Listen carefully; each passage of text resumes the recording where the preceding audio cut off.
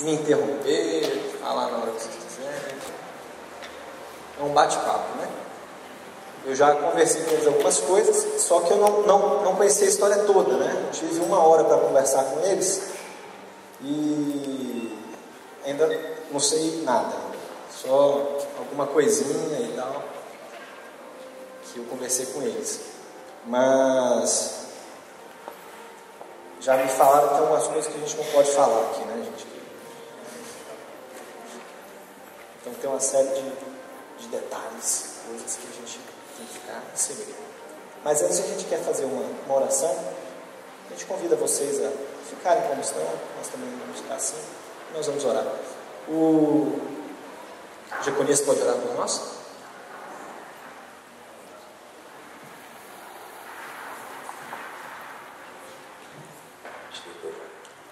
Oremos então.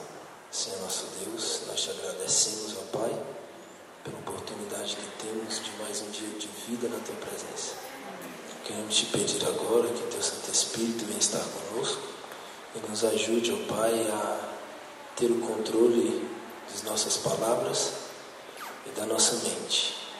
Nos ajude, ó Pai, a sempre olhar para Ti como o autor e consumador da nossa fé. Perdoe os nossos pecados e que o Seu nome seja honrado e glorificado nesta tarde. Em nome de Jesus. Amém. Muito bem, primeiro se apresentem, né?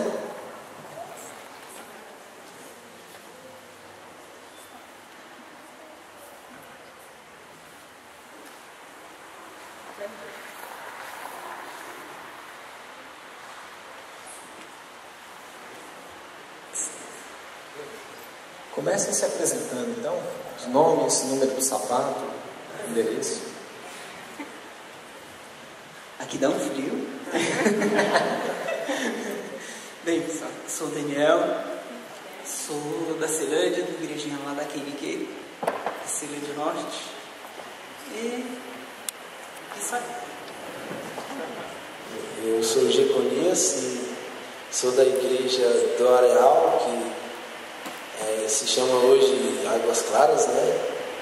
E estou aqui com minha família, minha esposa Stephanie Salles, minha filha Ana Beatriz, que está dormindo ali, que aprontou muito hoje na casa do nosso irmão Ednardo aqui. E é isso aí. Eu também trouxe minha esposa. É a Ariel. Quer levantar as duas, por favor? Depois que o pastor fez Só as esposas, né, que não estão dormindo. Muito bem. Daniel, como é que foi a sua infância? Bem, minha infância, minha mãe não queria que eu tivesse, não é que eu queria que eu tivesse nascido, mas como ela já tinha 4 filhos, no interior da Bahia, meu pai queria mais um e ela não. Mas meu pai falou que sem se importe quem cuida é ele. Aí, no final acabou nascendo o Daniel aqui. Minha infância eu vivi até os 7 anos com meu pai, meu pai casado com a minha mãe. Eles se separaram, fui morar com o padrasto, uma pessoa muito legal. Só que a separação sempre acaba abalando um pouco a estrutura da família toda. Minha infância por si foi tranquila. Eu me batizei, eu posso dizer que eu era criança. A infância, como criança, foi tranquila. Você se batizou na igreja adventista? Não, meu primeiro batismo foi em outra igreja, uma igreja evangélica. E seus pais eram de que denominação? Eles eram evangélicos também, né? Com o tempo meus pais não eram evangélicos. Com o tempo meu padrasto é viciado no cigarro e na cachaça, no álcool. Ele sentiu a necessidade de largar isso, só procurava uma força maior, a vida de Deus. Foi onde ele começou a procurar igrejas evangélicas, só que nenhuma foi suprindo, vamos dizer assim, a necessidade espiritual que ele tinha, até que ele achou uma, que achou que era a verdadeira, mas levava mais para o lado financeiro do que explicar realmente por que Jesus veio morrer por nós. Com o tempo nele nessa religião, foi onde uma vizinha dele ofereceu estudos para eles. Aí foi onde ele aceitou e se batizou. E hoje meu padrasto e minha mãe são adventistas. E Jeconias, como é que era seu contato com Deus antes de tudo acontecer? Como é que era? Meu contato com Deus era bom, porque eu nasci num lar adventista, estudei na escola adventista 2 anos da minha vida, tinha pleno conhecimento da palavra de Deus, só que eu acho que eu não conhecia Deus de verdade, né? Então, assim, o meu relacionamento com Deus era mais pela tradição e pela obrigação, que graças a Deus fui obrigado a frequentar a igreja. Você sim era filho de adventistas? Sempre fui, minha família é toda adventista, só que a gente sabe o papel do pai e da mãe é guiar o filho, independente que ele queira ou não, porque o querer é do pai e da mãe. Então, teve uma época da minha vida que minha mãe deixou eu decidir qual era o caminho que eu ia seguir. E por mais que eu cantava na igreja, era criança pequena e às vezes gostava muito de estar, mas o mundo acabou me encantando, né? O mundo batia muito forte no meu coração para as coisas do mundo.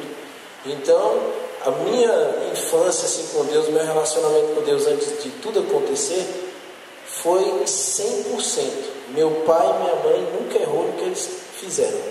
O único erro é o que a gente tem que ressaltar aqui, né, que foi o divórcio.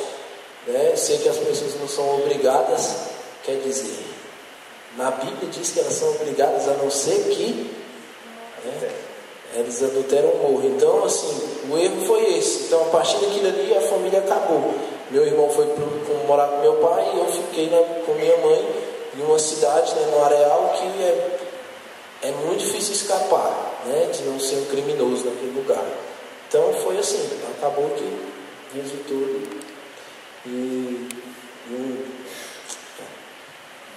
Então, o divórcio foi um divisor de águas entre a sua vida antes e a sua vida depois.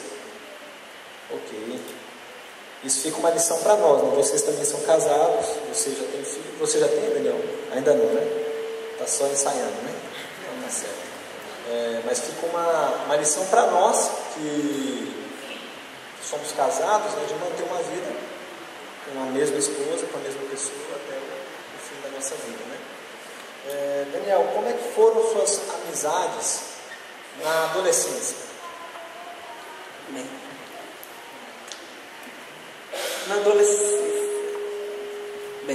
na adolescência, sim, já desde saindo de ser criança para se tornar adolescente, fase adolescente, eu já era um pouco afoito, sempre querendo estar por cima, querendo ser tal poderoso. E desde entrando nessa fase, já levava arma de brinquedo para a escola para intimidar os outros, saber que eu posso. Com o tempo, entrando na adolescência, preciso andar com arma de verdade. Desde criança eu já fui pego com arma. Os policiais que ficam na escola já me pegaram com arma de brinquedo. Com o tempo eu já andava com outros colegas com arma de verdade. Com o tempo também eu ver umas pessoas mais... Isso foi com que idade, Daniel? Com 14 anos. Primeira arma de verdade? A primeira arma de verdade com 12 anos. Com 14 você já andava com ela na rua? Não, com 14 eu já colocava ela em prática.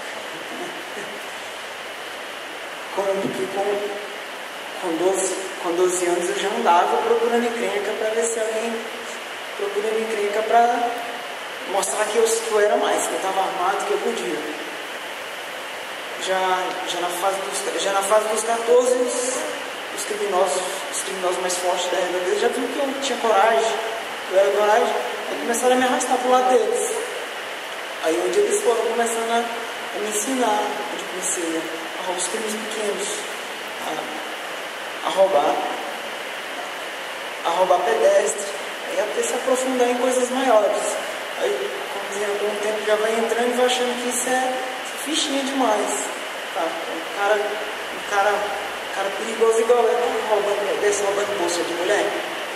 Eu comecei a entrar num quadrinho especial de roubo de carro importado, sou adolescente. Aí, como adolescente, muita afoito,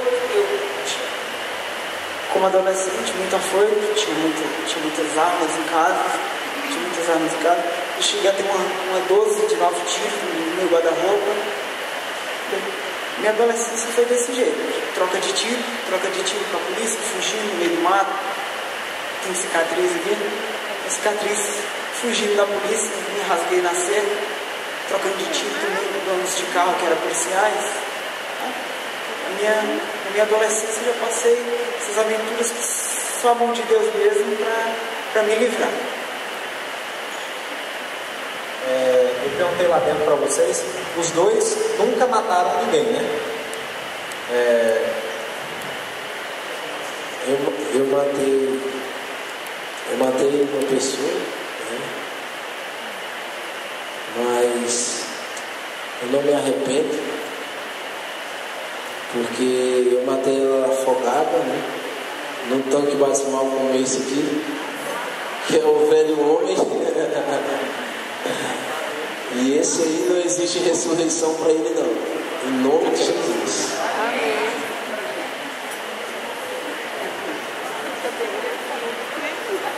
Calma, filho. Os irmãos precisam rasgar as vestes. Eu sei. Eles são muito brincalhões, a gente deu umas boas risadas lá atrás. Eles gostam de brincar bastante. E eu vou fazer uma pergunta agora para o Daniel. Como é que era o seu relacionamento com os seus pais? Bem, meu relacionamento com meus pais não tem muito o que falar assim, porque acho que os pais têm que estar mais. Meus pais não eram tão presentes, mas saber. Minha mãe e meu padrasto assim, já era mais presente. Se eu atrasava um minuto, eles já me cobravam mais. Meu padrasto é uma pessoa excelente, minha mãe também, meu padrasto nunca deixou minha mãe me bater, só uma disciplina.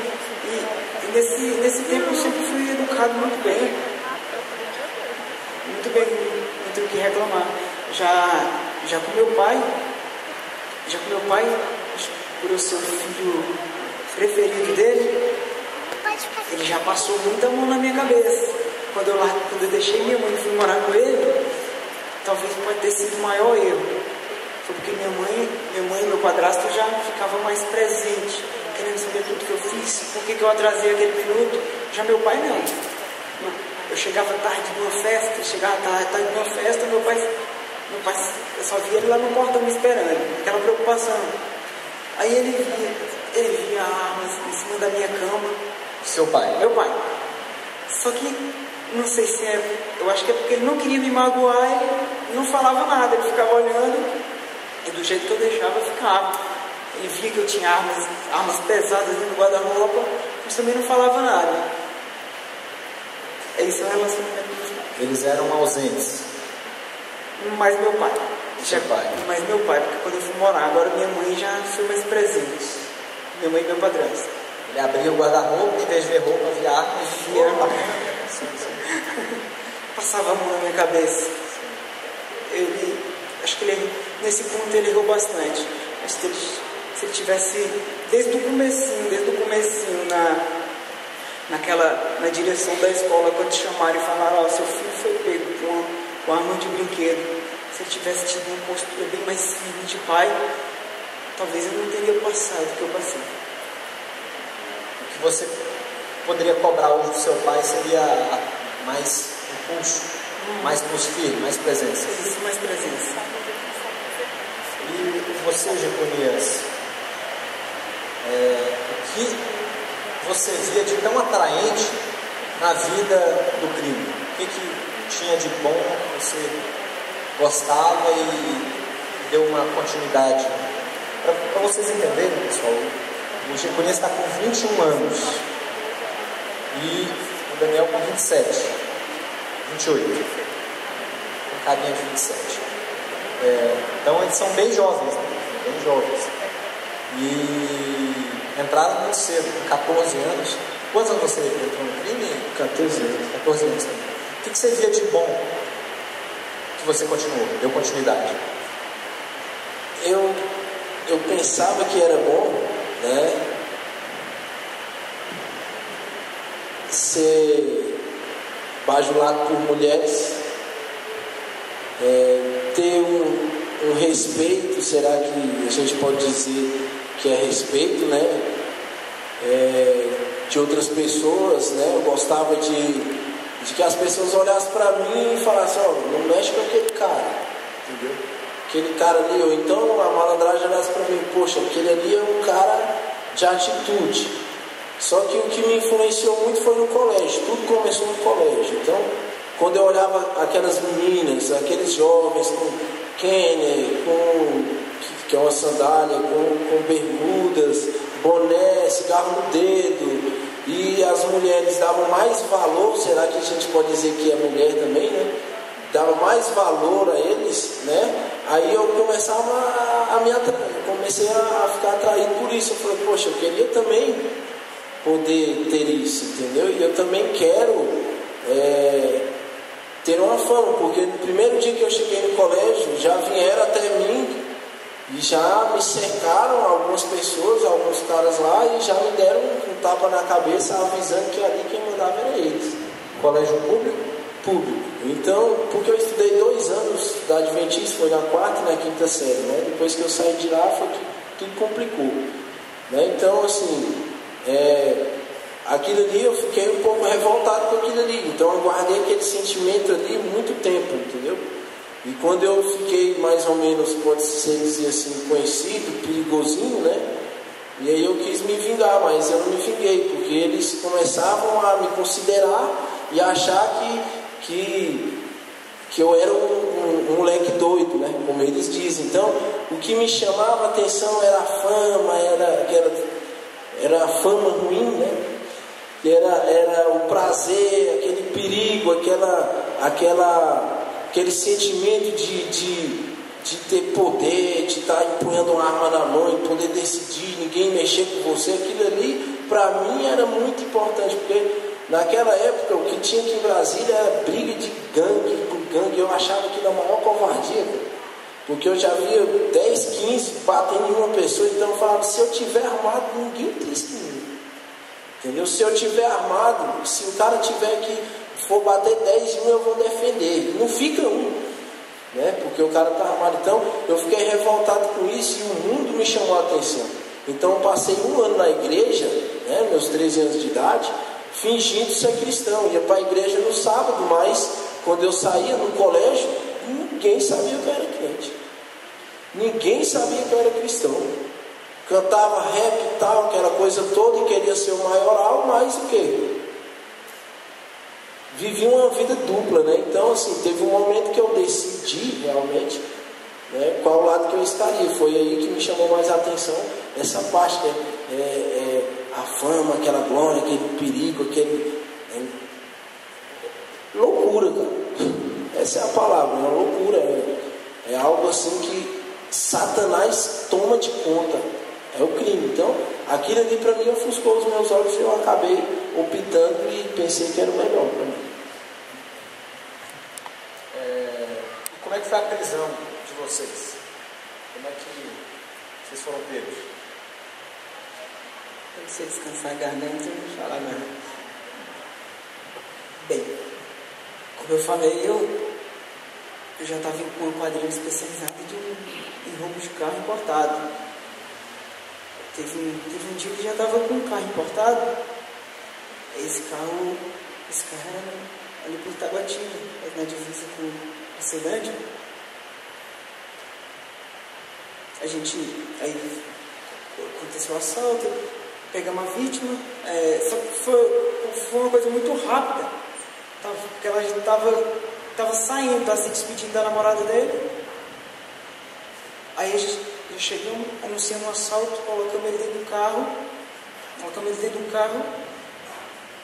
saímos na BR. Só que como o carro estava com muita...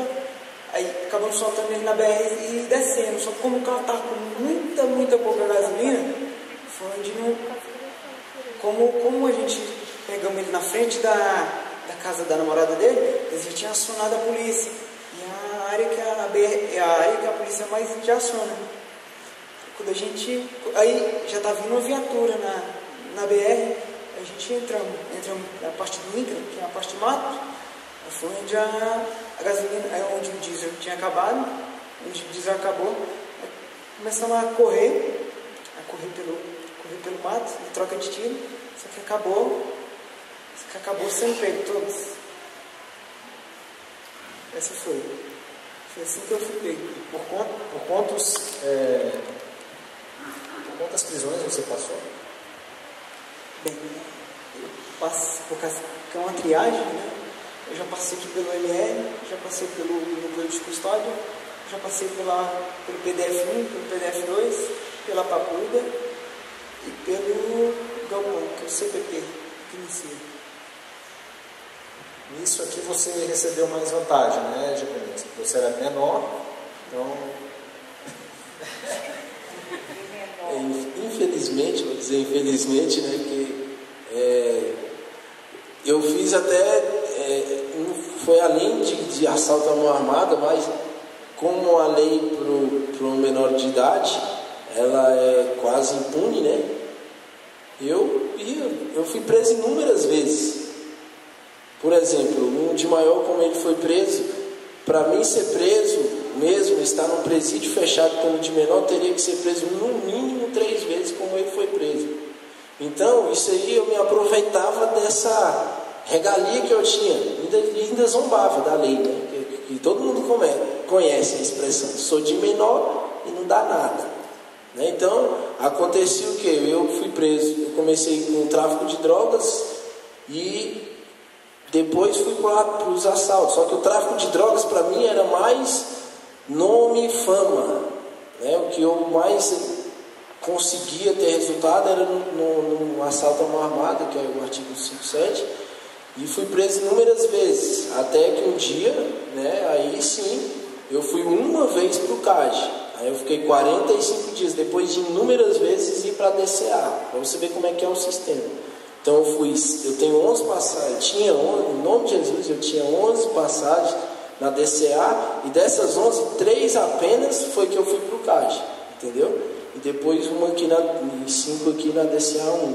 Então o que aconteceu foi que, por ser por ser reincidente, né?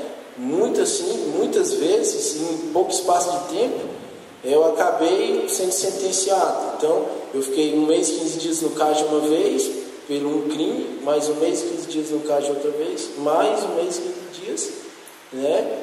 Pelo mesmo crime, só que o quarto foi tentativa de latrocínio. Então, ficou assim pesado. Então aí o juiz bateu o martelo e decidiu que eu já tinha 11 passagens, né? Olha, irmãos, eu vou pular essa parte aqui de contar passagens, tá? Eu tinha algumas passagens, então que eu fiquei preso realmente foram 4 vezes, e a quarta, como foi um delito maior e mais pesado, aí que o juiz bateu o martelo e sentenciou de 6 meses a 3 anos, né, como menor, mas em regime semiaberto ainda. Você está entendendo aí?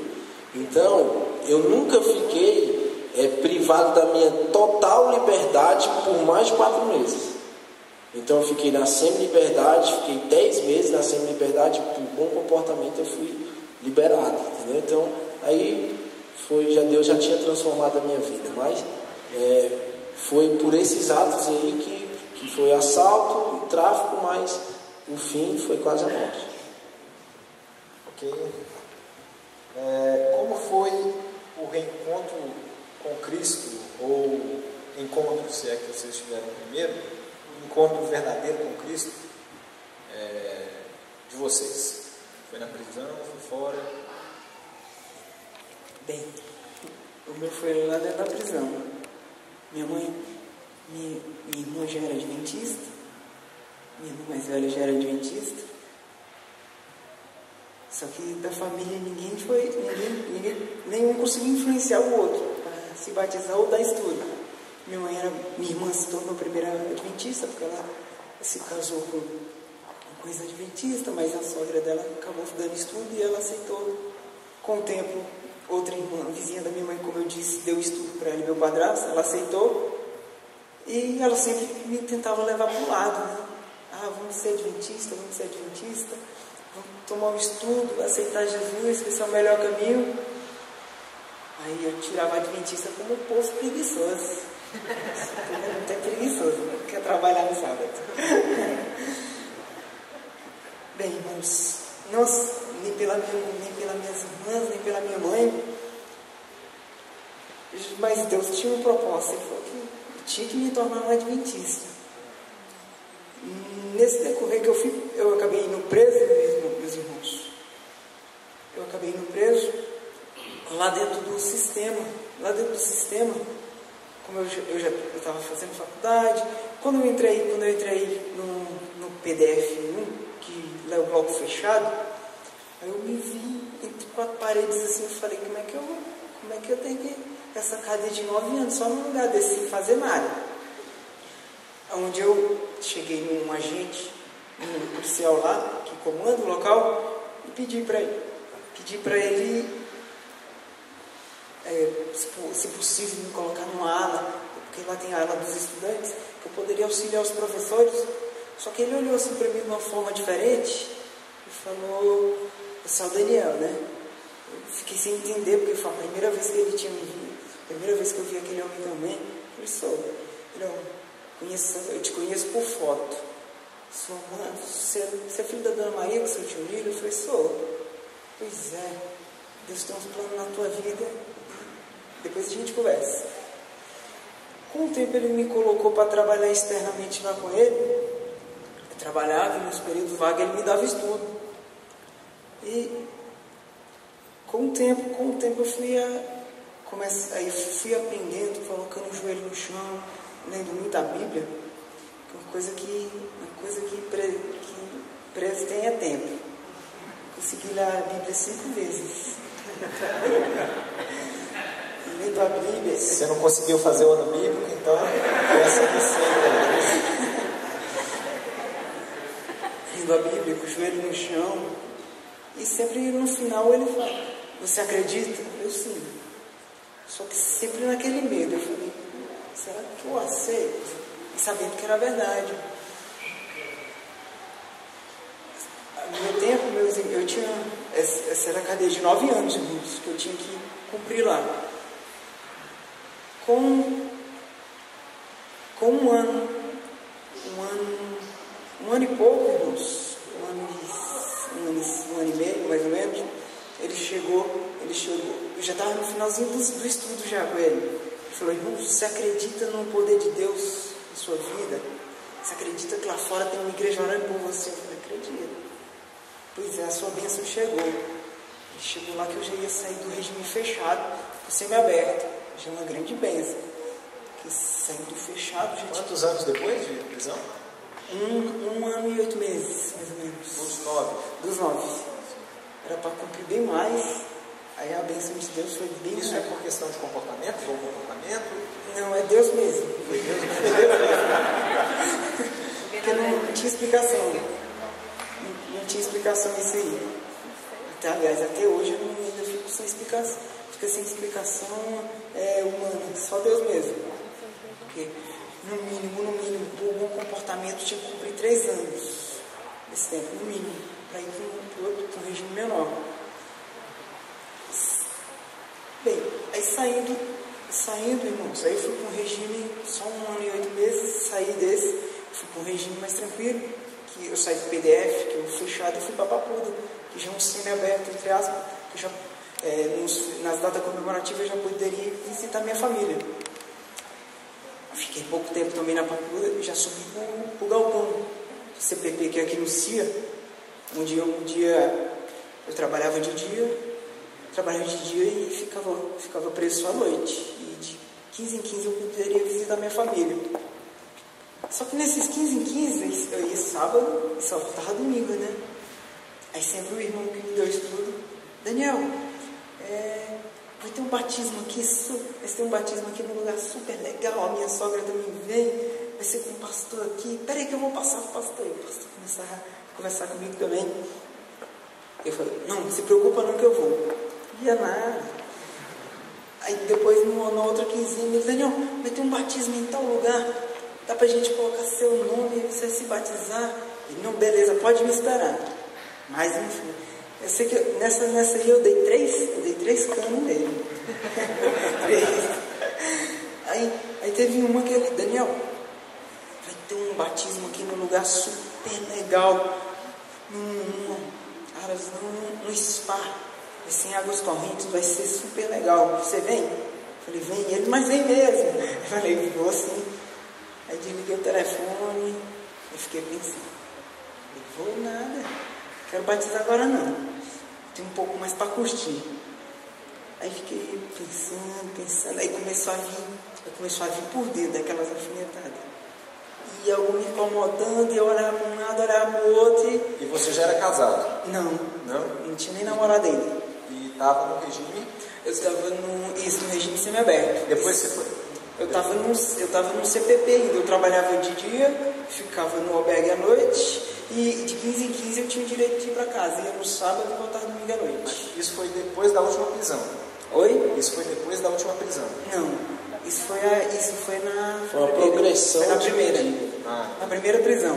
Ainda tem outras? Tem outra. Isso foi na primeira. Aí ele foi... Aí nessa incomodação eu joguei umas roupas dentro da mochila, peguei o ônibus e fui. Aí eu liguei, quando eu já estava chegando perto, ele ligou e: não brinca que você veio. Eu falei: não te falei que eu vim? Aí eu me batizei com o pastor Wallace, nos Águas Correntes. Esse foi o meu encontro com Deus. E depois você nunca mais cometeu crimes, mas foi preso por crimes passados, não é isso? Isso, pastor. Terminando esse, depois que eu me batizei, era outra bênção também. Era para mim ficar 2 anos nesse regime, né? Trabalha de dia, fica no alojamento à noite, e de 15 em 15 vai para casa.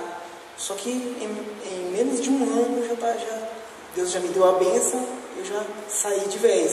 Eu só tinha que estar 9 horas em casa, porque eles fazem visita diária, direto eles fazem visita para ver se está em casa. Aí nesse tempo eu comecei na igreja da Quiniquê, comecei a namorar com a minha esposa hoje, que é minha esposa hoje, só que a gente namorando, olha o desespero, 8 meses de namoro. Como eu falei para vocês, eu tinha muitos crimes. Aí o que acontece? O dia que eu fui preso, eu fiquei 3 dias na delegacia só para reconhecimento. E todos os crimes similares da Redondeza, eles levavam para lá para reconhecer se tinha sido eu.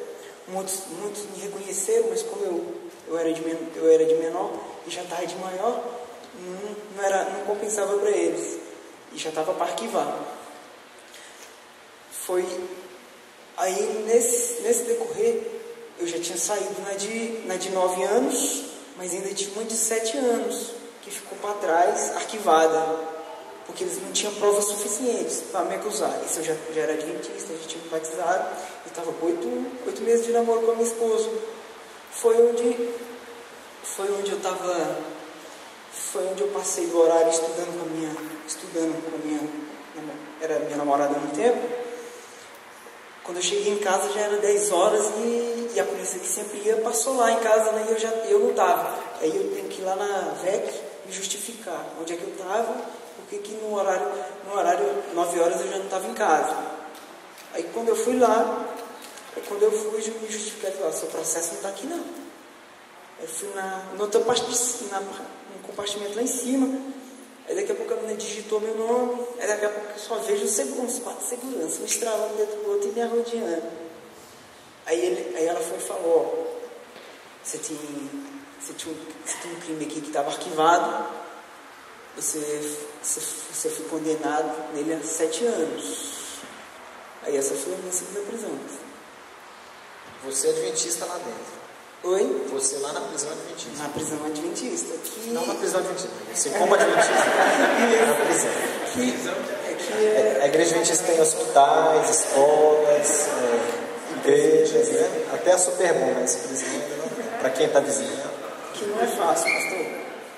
Porque eu posso dizer que de 10% da alimentação no presídio, 8 é só comida, só tem muita carne de porco. Aí é onde, como eu já tinha recebido o estudo, já tinha aceitado, foi onde eu sofri bastante, nessa parte da alimentação. Mas, graças a Deus, nessa segunda etapa, a primeira etapa foi fácil porque eu não conhecia a verdade. Mas nessa parte da alimentação foi a que mais pesou. Mas graças a Deus eu não coloquei um pedaço de carne de porco na minha boca. Essa foi a segunda prisão, pastor. Quanto tempo você ficou lá?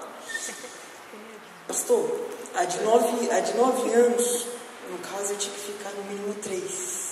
Só que, o que acontece? Aí começa a juntar, faz a junção da de 9 com a de 7, fica 16.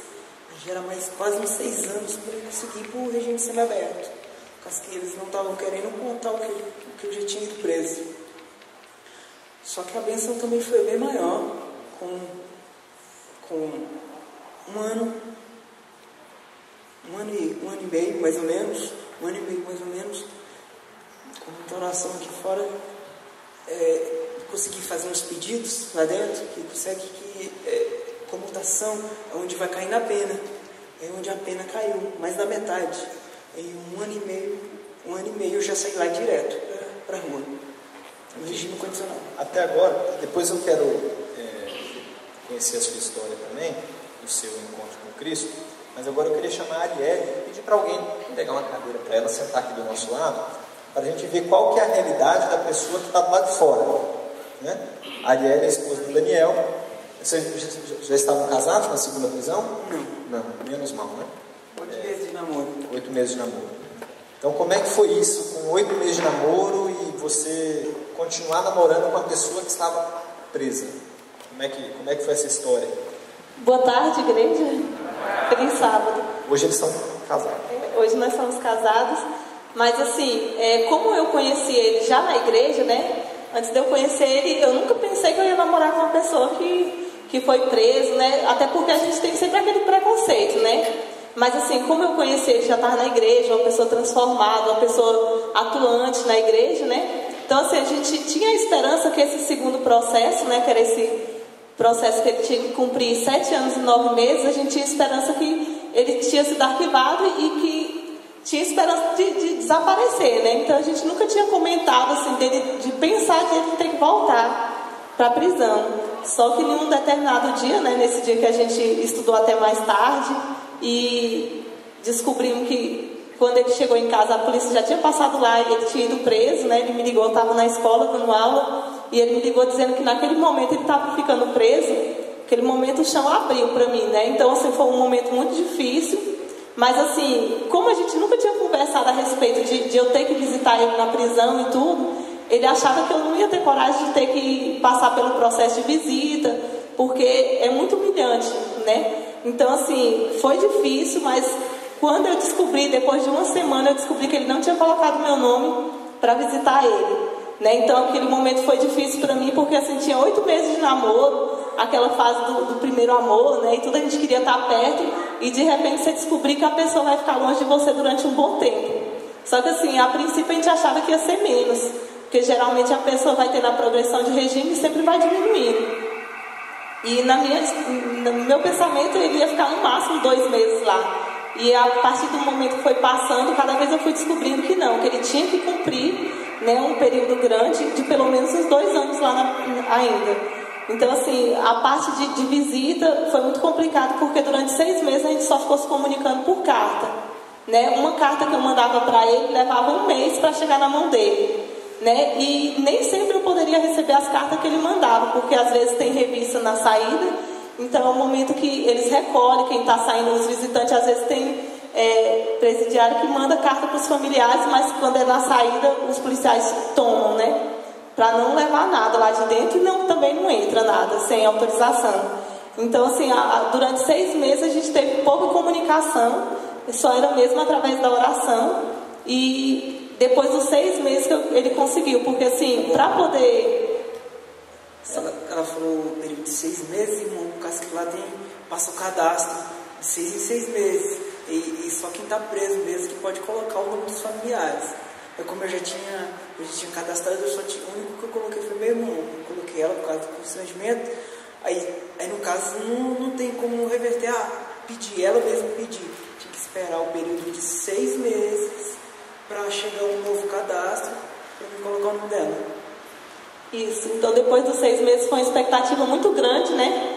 Para rever ele, mas eu nunca imaginei que seria tão terrível assim, aquele momento de ter que passar pela revista, né? E tudo. Mas só pelo amor mesmo e a esperança de você ir lá, levar uma mensagem de conforto para ele, ver que ele estava bem, eu acho que tudo valia, né? Então, assim, humilhação a gente passa muito, até porque, como lá já são pessoas que estão pagando por crimes que cometeram, muitos consideram que as famílias também são do mesmo jeito. Então, assim, eles tratam às vezes a gente com descaso, independente de eu saber que eu era cristã, que eu nunca imaginei de cometer algum tipo de coisa errada, mas eu era vista com aqueles olhos que eu tinha cometido alguma coisa.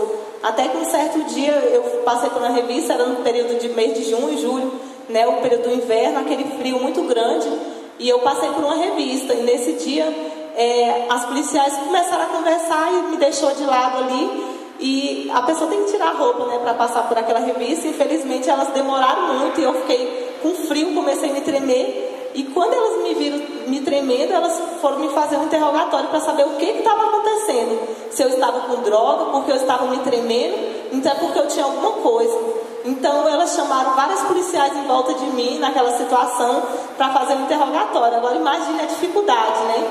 De ter que conversar com ela, explicar que aquilo não foi real. Então assim, passei por um momento difícil, né? Entrava ali chorando. Né? Às vezes você levava uma alimentação toda bem arrumadinha, chega lá e eles mexem de toda maneira a alimentação para entrar. Outras vezes de você chegar lá e lá tem lugares para comprar lanche. Você chega de madrugada, né? Tem que sair 4 horas da manhã para ir visitar e você só entra às vezes meio-dia, né? E lá só é até 3 horas, né? 3 horas todo mundo sai, as visitas. Então assim, você acorda de madrugada e às vezes tinha vez de eu passar 1 hora com ele, né? Mas aquela 1 hora já valia, porque eu dava esperança, falava da mensagem de Deus para ele, né? Reunia outras pessoas, porque incrível que no bloco que ele ficou tinha 3 adventistas, assim, filhos de adventistas. Então a gente reunia aquele grupo, conversava, né? Então assim, o número é um número grande, né? Então assim, a gente tem que dar apoio, principalmente aos jovens e tudo. Então assim, foi momentos difíceis, mas que valeu a pena. Né, através das nossas orações, muitos irmãos da igreja também ajudou nesse período, fez a diferença. Então a gente acha que por ser adventista a gente é imune, né? Em um bloco só, 4 adventistas, não é isso?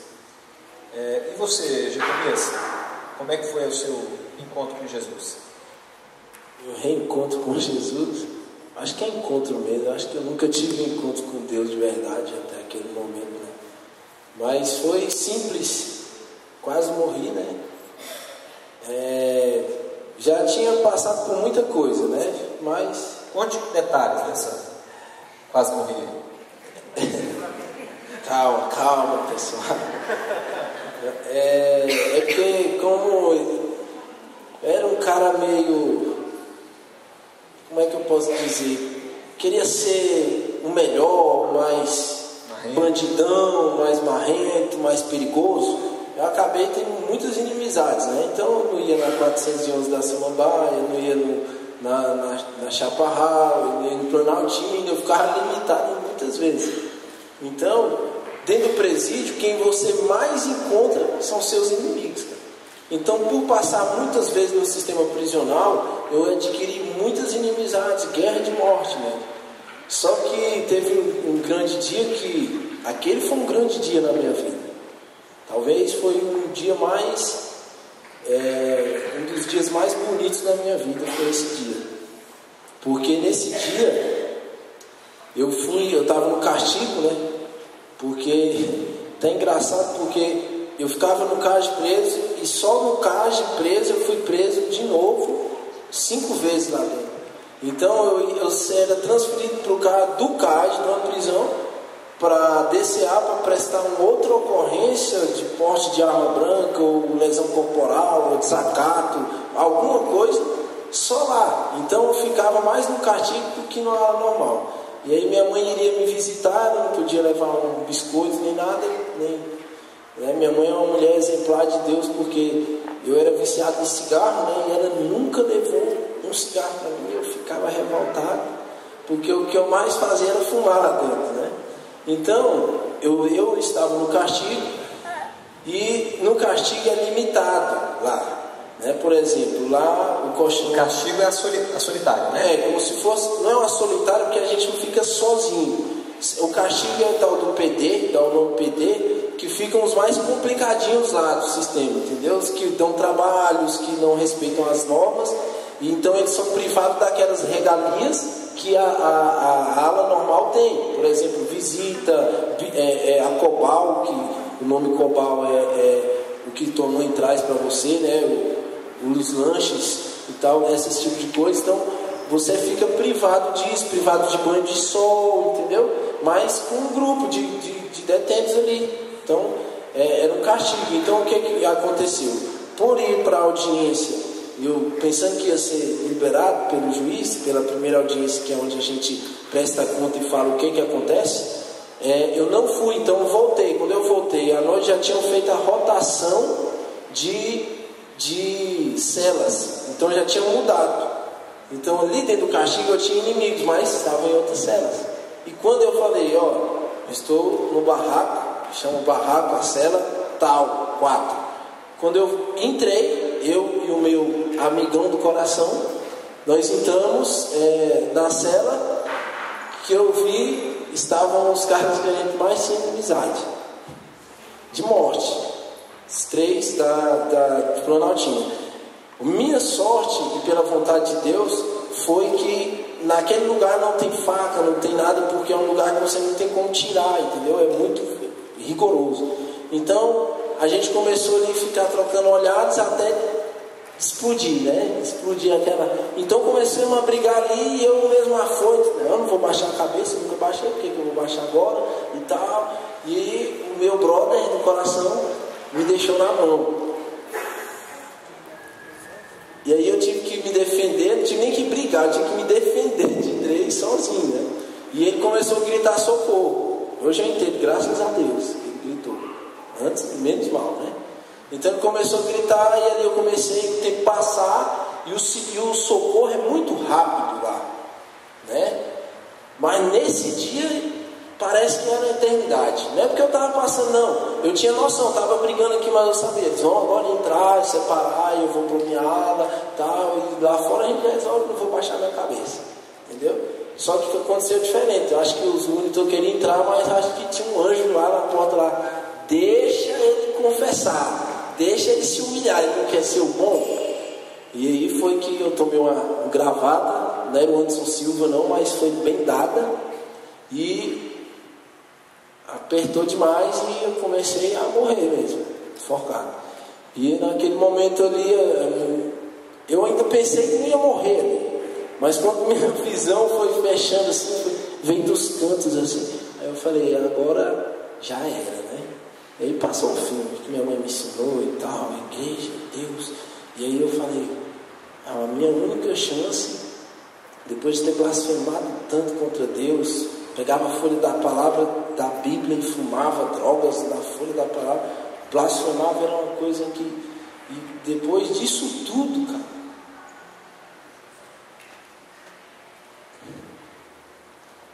eu só pedi a Deus, eu falei só, Senhor, me ajuda. Eu só elevei o pensamento, sabe? depois de quase 4 anos já longe de Deus nessa vida. E aí, imediatamente, foi instantâneo, já começaram a abrir e tal, e eu recuperei, quase caí tonto. E aí, eu olhei pro meu amigo, e aí eu falei, rapaz, quase que eu morri, cara. E aí, quando eu fui transferido de cela, eu me ajoelhei lá onde a gente dorme, e eu tive uma oração com Deus. Eu falei, Senhor, vai ser difícil, mas enquanto eu viver, a minha vida vai ser para pregar o Teu Evangelho e ajudar as pessoas que estão aqui como eu. Então ali foi que Deus me alcançou, num momento crítico da minha vida, mas que para mim foi uma coisa que eu não seria o que eu sou hoje sem se aquilo tivesse acontecido comigo. Talvez eu poderia estar na igreja morno, né, frio, ou então levar uma vida cristã dupla, né, como vivi. Então eu creio que essa experiência na minha vida foi ruim, tem sequelas até hoje, até na minha família, mas isso contribuiu para que eu pudesse estar aqui hoje, e pode contribuir também. Espero que contribua no coração de vocês, né, como irmãos. Ok, a gente está encaminhando para o fim. Eu vou fazer as 2 últimas perguntas, depois a gente vai ter um bolachinho com chá antes da apresentação do pastor Bulhão. Mas é o seguinte, como é que está a vida de vocês hoje?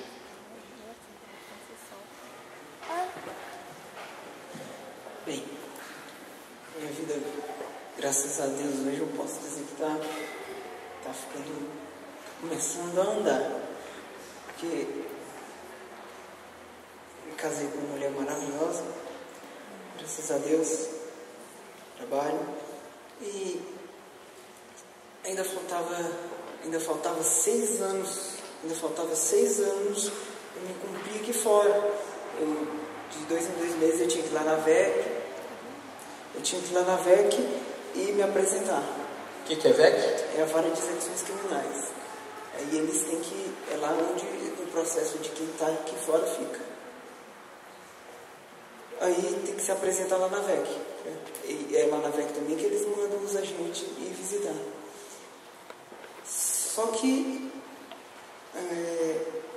no dia do aniversário da minha esposa, ela pediu um presente para Deus. E eu já tinha um ano e meio mais ou menos, faltava 6 anos. Um ano e meio. A minha esposa foi pedir um presente de aniversário dela para Deus, que eu ganhasse um duto pleno para acabar tudo. Pois Deus deu esse presente para ela e para mim. Há 3 meses atrás eu ganhei um duto pleno. Hoje eu estou com a ficha limpa. Não devo mais nada para Jesus. Amém? Minha vida com Deus, graças a Deus, está uma bênção. Cada dia eu acho que não sou diferente de vocês. Cada dia eu acho que eu mato 1 a 2 leões por dia. Mas me fortaleço cada vez mais.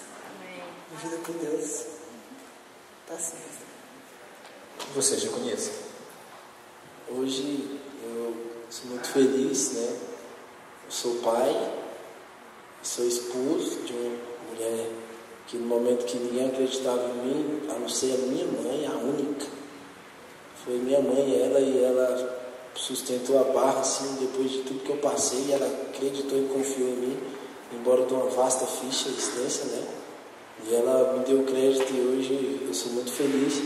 Sou um comportor evangelista. Amém. Tenho feito a vontade de Deus.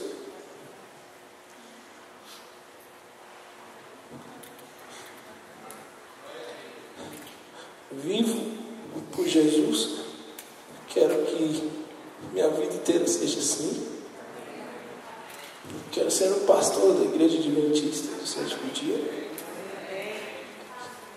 E quero poder, enquanto eu estiver vivo aqui, contribuir com as pessoas que passaram pelo que eu passei, que é o que eu tento fazer hoje. Tem um projeto que é Quebrando Estatísticas, e só Deus para quebrar essas estatísticas, de que uma pessoa viciada no crack, como eu fui, não abandona sem pisar numa clínica, Deus me libertou do crack, sem nem tomar um remédio, sem nem escutar um ai de um psicólogo, né? Não, nada contra. É porque lá no sistema eles têm uma coisa com isso, entendeu? E eu sempre fiquei depressivo com esse tipo de coisa. E Deus me libertou do crack, hoje eu vivo, eu sou feliz com Jesus e por Jesus. Amém. Só que eu tenho sequelas, né? Uma delas é que eu tenho dificuldade de estudar, de me concentrar. Então o pastor fez a entrevista lá no dia da prova, lá de IAN, eu não passei, tá, pastor?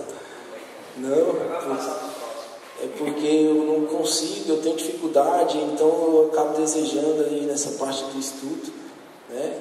Mas eu sei que Deus, que o meu Redentor vive, que o fim se levantará na minha vida e na vida de cada um de nós. Quais são as... Eu quero chamar a Flaviana também, agora.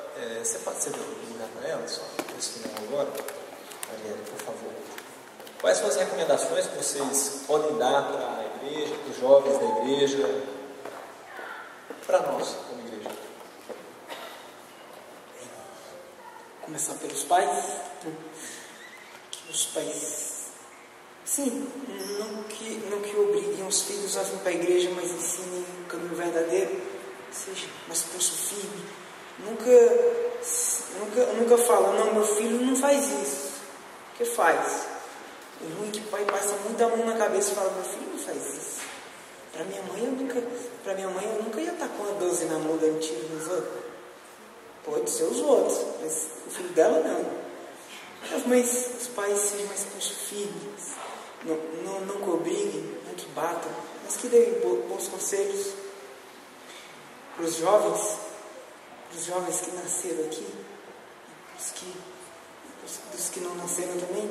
Esse mundo aí é só ilusão, não tem nada que presta. O que presta realmente está aqui dentro.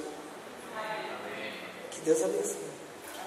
Você tem alguma coisa a falar diferente disso aí, para incrementar? Irmãos, eu acho que vocês têm a curiosidade de saber quanto tempo já tem, né, que a gente está na igreja. Eu já vai fazer quase 4 anos.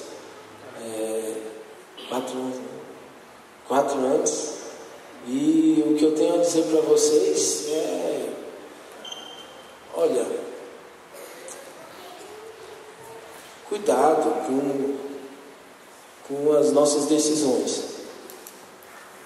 Eu vou falar como membro da igreja. Eu, para conhecer Jesus de verdade, eu tive que passar por isso. Eu sei que tem muitas pessoas aqui que talvez tem muitos anos que conhecem, que vêm à igreja, mas que talvez não vivem uma vida com Deus da maneira que Ele deseja. E o meu apelo para você que é pai, que é mãe, que é cristão, que quer um dia estar no céu com Deus, é que você faça depois de hoje aqui uma análise do que você está fazendo, do que você está plantando, né? Eu gostaria muito de um dia ver Jesus, claro, porque eu não compreendo uma pessoa dessa, né? Perdoar tanto. Então, irmãos, vocês têm nas mãos a chave do sucesso, que é a comunhão, né? A chave do cristão não está nas mãos, está nos joelhos. Então, por favor, né? Tome uma atitude assim, coerente, reta. Não sei como é que está a tua vida, eu não sei, eu só sei que, por favor, você não precisa passar, o seu filho não precisa passar, você não precisa se divorciar, você não precisa se separar, você não precisa disso, você precisa de Jesus, só isso, só comunhão e Jesus.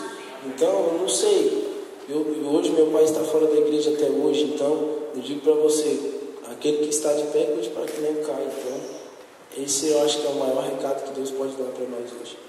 A Flaviana Sim, boa tarde a todos. Flaviana é mãe de um detento atualmente. Isso. E ela... Sou adventista há 26 anos. 26 anos. Tenho hoje um filho com 27 anos Já há 3 anos que visito o sistema penitenciário, criei meu filho na igreja adventista, né? Estudou na escola adventista, né? Fiz tudo aquilo que a mãe adventista faz pelo seu filho. Estudou a escola, a liçãozinha, grava verso áureo, né?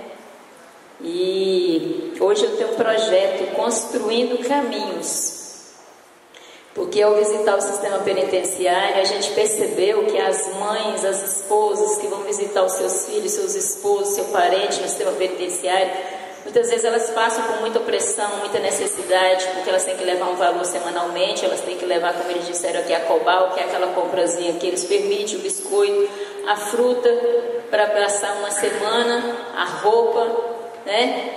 O que eles não dão lá dentro. Então a família, ela tem que manter esse filho também lá dentro, esse marido, né? Como a visita geralmente é quarta e quinta, muitas delas têm que abrir mão muitas vezes até do emprego, ou mentir para o patrão, para a patroa que tem alguém lá dentro, para não sofrer opressão também do patrão. E o lanche lá fora, todos que vão têm que comprar, se quiser realmente visitá-los. Esse lanche é caro. Se precisa de uma chinela, tem que alugar. Se precisa de uma roupa, tem que alugar. Tudo é alugado, tudo é pago. Flaviana, nós vamos ter mais ou menos meia hora entre o intervalo de um culto, do culto JA para o evangelismo via satélite. E nós vamos ter um chazinho com bolacha e tudo mais. E as pessoas que quiserem ajudar aqui para transformar presos atuais sem Cristo em futuros Daniéis, futuros Jeconias, sim, o que nós podemos fazer para ajudar esse projeto? Eu quero que você apresente o seu projeto em 5 minutos, para que nessa meia hora essas pessoas procurem você e digam: eu quero ajudar, eu quero fazer parte. Muito bem. Olha só, irmãos, nós hoje temos um projeto que servimos o caldo na entrada do presídio para os visitantes, tá? Então vai aparecer ali as irmãs da ADRA, da igreja de Vicente Pires, onde eu faço parte, adotaram um projeto juntamente comigo. E nós então, ao orar a Deus pedindo: Senhor, como podemos ajudar essas famílias que muitos passam um dia sem comer para poder visitar o seu filho lá? Então, numa social da igreja, Deus nos sugeriu o caldo de mandioca ou de batata, né? E nós começamos então a fazer na igreja. Ganhamos alguma coisa ali, panela, tudo, e começamos a preparar o caldo. Aí está a equipe da ADRA, da minha igreja, preparam, né? Nós compramos o material, pessoas nos ajudam. Eu e meu esposo também compramos, isso aí meu esposo faz, a gente leva para casa, descasca, leva para a igreja, às vezes fica até tarde. No outro dia levanta de madrugada, esquenta o caldo, vai na padaria, busca o pão. No início meu esposo disse: meu bem, nós não vamos dar conta. E eu disse: dá. Porque, irmãos, há 20 anos atrás, Deus me mostrou em sonho que eu ia fazer esse trabalho. Só que eu não sabia como. Eu nem me imaginava entrando num presídio. E no dia em que eu questionei a Deus por que meu filho estava ali, Ele disse: eu já lhe avisei há muito tempo atrás que você ia entrar lá. E se você não tivesse um filho aqui, você viria aqui nesse lugar? Eu disse para Deus: jamais. Disse: então, agora você sabe que você tem uma missão aqui. E você tem que cumprir ela, porque você vai dar conta e eu vou estar com você. Amém? Então o sistema penitenciário está aí, onde eu visitei, o PDF1 é o fechado, né, como está aí. A quantidade de pessoas, irmãos, cerca de 600, 800 pessoas visitam lá onde eu visitei. Esse caldo é destinado para essas famílias. Para as famílias que vão visitar os seus filhos, ou esposo, ou parentes que estarem presos. Só para vocês terem ideia, funciona das 6 da manhã, né? Das 6 da manhã ou antes. Tem pessoas que madrugam, até dormem lá na porta para pegar uma senha para entrar num período mais cedo, porque a visita começa às 9 e termina às 3. Então a concorrência é grande para entrar o mais cedo possível. Então tem muita gente que fica antes das 6 da manhã ali, e esse caldo é destinado para as famílias. E o trabalho começa então com essas famílias, né? Isso. Porque a gente não tem contato com o preso, não pode entrar lá sem o nome, né? Como isso. Eles disseram. Então olha só, irmãos, você começa a ver pessoas muito pobres, muito carentes. Então meu esposo está aí na foto, né? Meu esposo é um ancião da igreja. Então nós começamos a fazer esse trabalho. No início foi muito difícil porque não tinha de onde tirar nada, né? E Deus foi abençoando. foi abençoando e colocando pessoas para nos ajudar. E eu falei com meu esposo: meu bem, aonde você chegar, conte que no trabalho que nós estamos fazendo, Deus vai abrir as portas, Deus vai providenciar isso. Então, começamos a servir ali uma panela. Hoje estamos servindo 2 panelas e mais o pão.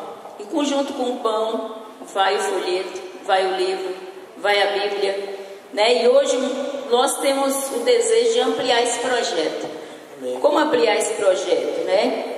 Com voluntários que eu apoio na questão do caldo, grupos de visita à família dos detentos, porque a maioria das famílias, como ele falou aqui, são famílias desestruturadas, que precisam de uma palavra, né? Profissionais voluntários como advogados, psicólogos, etc., que possam nos ajudar no sentido de ajudar as famílias desses jovens, tá entendendo?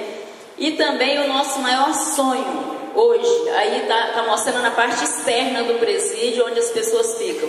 Meu esposo servindo caldo, tá vendo aí? Essa é a sala de espera, né? Na verdade é uma ala aberta, né? Toda aberta, só com a cobertura, onde eles ficam aguardando enquanto a senha é processada para ser então chamado, nome por nome, das pessoas que vão entrar para visitar, para passar pela revista para então visitar os seus filhos.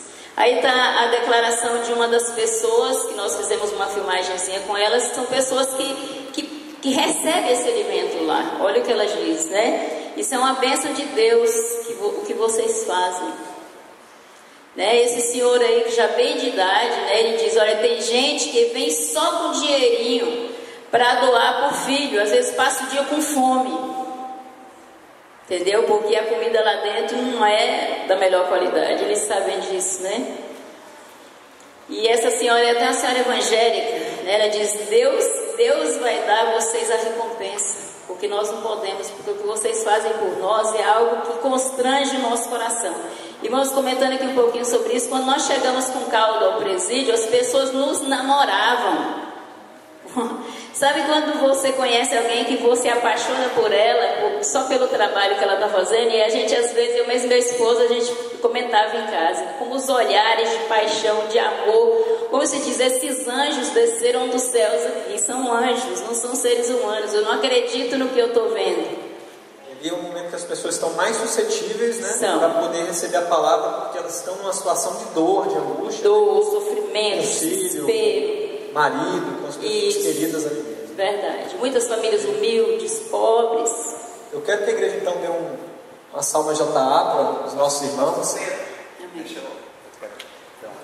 Quer dar uma palavra? E o nosso desejo também, irmãos, é cadastrar a igreja adventista no sistema penitenciário, para que nós possamos evangelizar também lá dentro, porque lá tem várias igrejas, mas a igreja adventista não é cadastrada no sistema penitenciário. Se você tem então interesse, se Jesus está colocando no seu coração para você ajudar essas pessoas, procure a Flaviana. Nós vamos ter uma pausa agora, de 30 a 25 minutos, e começaremos então com o evangelismo.